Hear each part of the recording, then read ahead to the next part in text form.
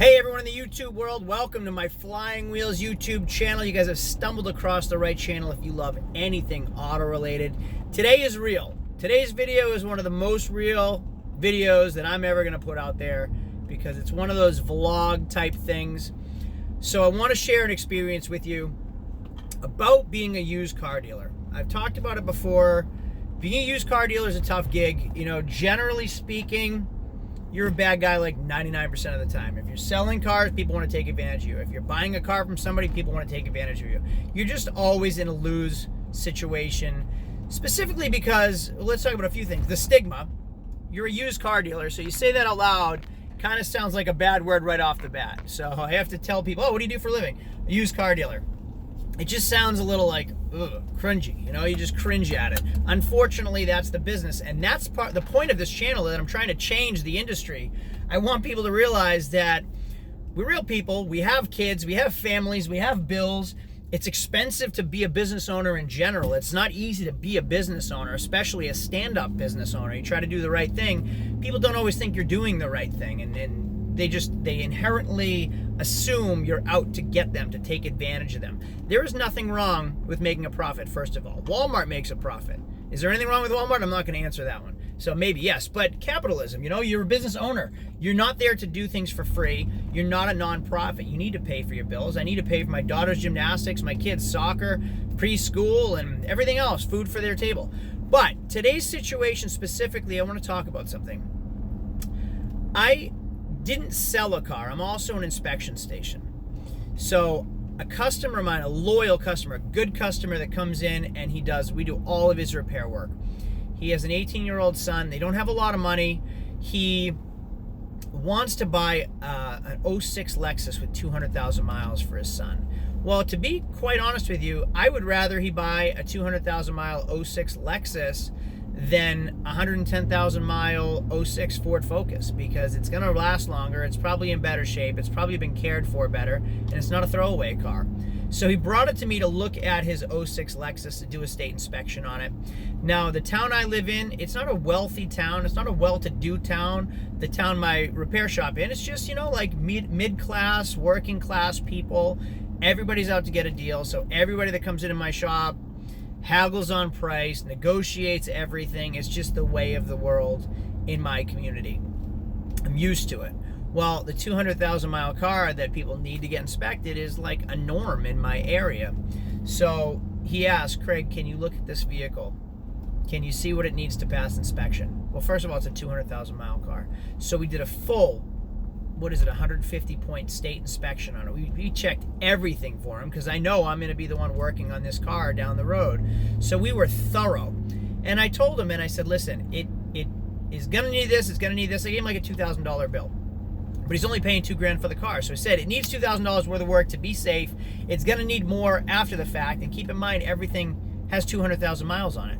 But after you buy it, at least it'll have new brakes, it'll have new ball joints, it'll have new tires, it'll have a four-wheel alignment, we'll detail it for you. So you're gonna get into a good car for 200,000 miles for about $4,000, and it's a Lexus, so you're gonna do okay for what it was. So I would recommend buying it. Well, he did. Well, the check engine light came back on. And I wanna say that this isn't something I was selling. It was something he was buying from a friend and wanted me to look at for him. So the check engine light came on like after 100 miles, catalytic converter.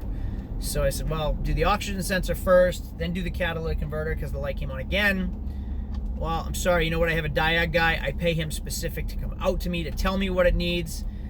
Comes out, I pay him, do the other catalytic converter. So now the guy's into catalytic converters for like $1,400. Well, this isn't a car I sold. This isn't a car I own. I don't know what's going to come on in the future. I don't know what's going to happen in the future. Well, now he's unhappy with me. So the point of this whole rant is to say, we're not always the bad guy, but you're in a bad position. You're going to be in a bad position every once in a while from time to time. And that's what people like to take advantage of you for. That's what gives you the bad name, unfortunately, the industry, the bad name. So in this situation, the guy didn't buy a car from me, but I said, you know what, for the money, in my professional opinion, I think it's going to be worth it after you spend this $2,000. Well, you never know. You're not a fortune teller. You're not a mind reader. You can't predict the future. You don't know what's going to happen with a used car. It might last another 200,000 miles. It might last 2 miles. You cannot tell what is going to happen. And if something happens in the near future, you are going to be the bad guy, unfortunately. You are the bad guy. Somebody needs somebody to be upset with. Somebody needs somebody to hold accountable outside of themselves rather than being realistic and saying, well, listen, I bought a 200,000 mile car. Yes, it does need catalytic converters. That sucks. I'm in a bad situation. Let me buy them. They want to get mad at me or you or whatever. Now, that's just in the repair situation. The other end is selling cars. You, as a seller, sell the car to me on trade. Well, obviously you want as much money as you can get for it, so people never tell me the truth about their cars. So now it's my responsibility to take the car in, do a state inspection on it, go through the car, find all the problems that you didn't tell me about, fix all the problems, and then sell it to somebody else and make a profit. And hope I covered everything that needed to be fixed on that car. That way they're not mad at me in the future. And hope it's good enough that they're going to come back to me in the future for more vehicles. So it's a really difficult position to be in, because people want the best car they can get for the least amount, and they need to hold you accountable. Even if you don't give them a warranty, they're going to want it warranted for life. Oh, that guy sold me a piece of shit. Or, oh, that guy sold me an amazing car. He's an amazing guy. Wrong. It's not you. It's not your character. Your character is how you present yourself to the person, how you treat that person, how you treat that person after the situation. That's your character. The car does not define you, okay? How you sold the car maybe might define you, but the car does not define who you are, and I want you to know that. You are not a shady used car dealer because something happened down the road that you were unaware of. If you knew of it and you lied about it, that's a different story. But you can't predict what's going to happen to all these cars down the road in the future. You can help the customer to the best of your ability, but don't let it get taken advantage on your side, okay? Because people will take and they'll take and they'll take as long as you're giving and giving and giving. So you need to know where your boundaries are. You need to know where you're going to shut things off to still help people, but also not hurt yourself, okay? So a lot of times in another situation, I'll say, oh, your car needs a ball joint, okay? I found that there was no tolerance, there was no play in your ball joint. I thought it was fine. They go get a state inspection from somebody else. They say, all right, it needs a ball joint. So they come back. Well, in my situation, to be a good guy, you know what I'll say? Depending on the situation, depending on how much money I made on the car, depending how the customer treated me, you know what, I'll put the ball joint in for you. Or I'll split it with you, because when I tested it, there was no play. I put it on a ball joint gauge, but that's not to say that someone else maybe tested a little differently. So why don't we split it 50-50? Now, you're being a good guy in either situation. Here's what I found in the past, though. In a lot of situations like this, you could spend $200-300 to help that customer out and have it go unappreciated. Oh, that a-hole sold me a car that needed ball joints. Or when the next thing goes wrong, guess who they're calling to split 50-50 or have you take care of for free? It's going to happen to you. So know your customer. Are they people that's going to come back to you? Are they people that aren't going to come back to you?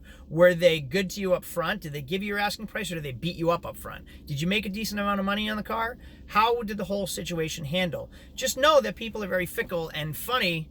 You know, we're going to be a bad guy all the time. But as long as you keep your character, as long as you keep your morals, as long as you try to be a stand-up person, you're doing the right thing. It's going to hit your conscience. I've been doing this a long time, and every day something hits me deep down where I have to make a judgment call and say, am I going to be the bad guy? Am I going to be the good guy? Or am I going to get taken advantage of, whether I'm the good guy or the bad guy? So you have to make these decisions as the business owner.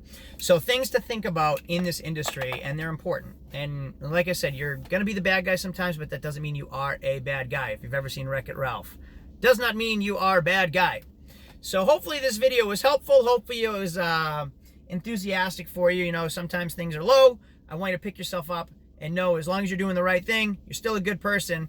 We're in a really tough industry. This is a really, really hard business. Nobody likes a used car dealer. All you can do is be the best you can be and appreciate what you have while you're sitting at your beach house. All right? Hey, everybody, thanks for watching. I know this was a long rant, a little unconventional. It wasn't an auction video or anything. If it was helpful, make sure to hit subscribe. Hit that bell down below so you get more notifications when I make other videos. Thank you, everybody. I'll see you on the next one. Adios.